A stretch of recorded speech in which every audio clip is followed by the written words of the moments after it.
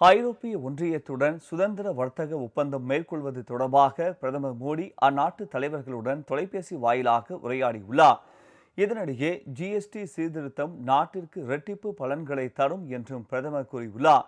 ஐரோப்பிய கவுன்சில் தலைவர் Antonia Costa மற்றும் ஐரோப்பிய ஆணையத்தின் தலைவர் உர்சுலா வான் டெர் லெயனுடன் பிரதமர் மோடி இந்தியா ஐரோப்பிய ஒன்றிய உறவுகள் குறித்து உரையாடினார்.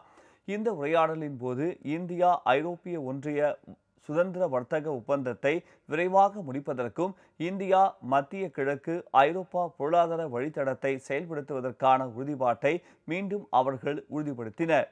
அத்துடன் பிப்ரவரி மாதம் நடைபெறும் இந்தியா ஐரோப்பிய ஒன்றிய உச்சி மாநாட்டிற்கு வரும்படி இரு தலைவர்களுக்கும் பிரதமர் மோடி அழைப்பு விடுத்தார். முன்னதாக டெல்லியில் நடந்த நிகழ்ச்சியில் பேசிய பிரதமர் மோடி, முந்தைய காங்கிரஸ் அரசு குழந்தைகளின் விளையாட்டு பொம்மைகளுக்கு கூட 21% வரியை விதித்திருந்ததாகவும் இதனை தாம் செய்திருந்தால் தனது தலைமுடியை பிடுங்கி இருப்பார்கள் என்றும் குறிப்பிட்டார்.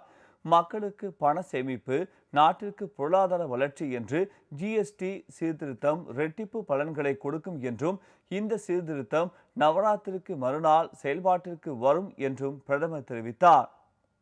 2.0 के रूप में कह रहे हैं, लेकिन असल में ये देश के लिए सपोर्ट और ग्रोथ की डबल डोज है। डबल डोज यानी एक तरफ देश के सामान्य परिवार की बचत और दूसरी तरफ देश की अर्थव्यवस्था को नई मजबूती।